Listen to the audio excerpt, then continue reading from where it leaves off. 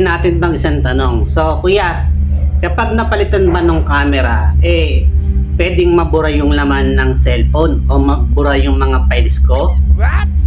Ngayon ang sagot dyan, hindi. So, yung pag nagpalit talaga tayo ng camera, hindi naman talaga dapat nabubura.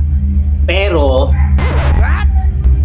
may pero kasi dyan Pero, minsan kasi, may mga sitwasyon talaga sa paggawa sa cellphone repair kung saan minsan nangyayari yung isang bagay na hindi mo inaasahan. So, meron kasi tayo diyan mga na-encounter dati kung saan ginagawa lang natin yung cellphone ng customer tapos all of the sudden biglang nagkaroon ng password.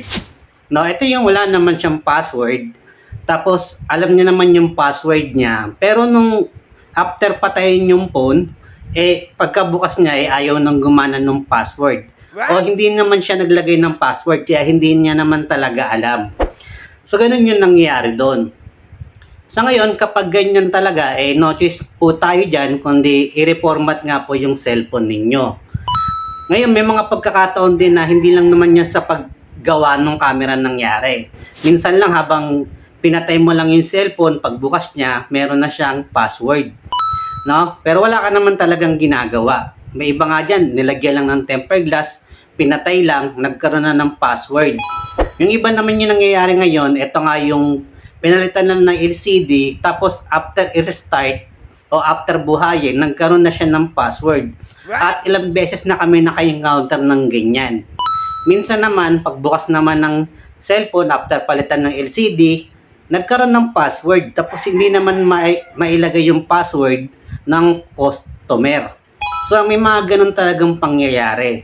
Ngayon, ang pinakamagandang ginagawa nga ng technician kapag ganyan, maging honest lang tayo sa customer dahil wala namang magandang solusyon dyan kundi magsabi ka ng totoo na ganito yung nangyari. Ito, na-restart ko lang, nagkaroon na ng passcode. Ngayon, nasa pag-uusap nyo na yan ng customer. Kung magbabayad siya o ililibre mo na lang. Pero more of the time niyan, ginagawa nga yan ng libre ng technician. Kumbaga, kung ano lang yung pinagawa sa kanya, yun lang yung sinisingil niya o hinihingi niya yung bayad. Ngayon, bakit nga ba nangyari yon? So, ang nangyari kasi talaga doon, nagloko nga po yung program natin. At minsan talaga, hindi talaga maiwasan yung ganyan. Kaya nga, kung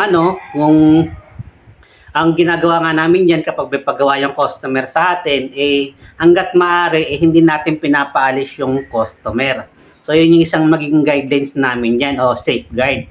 Para sa mga ganyan na hindi nga kami masisi pag nangyari yung mga ganyang bagay. So, hindi namin pinapaalis yung customer, pinapantay na lang namin hanggang sa magawa nga yung unit niya.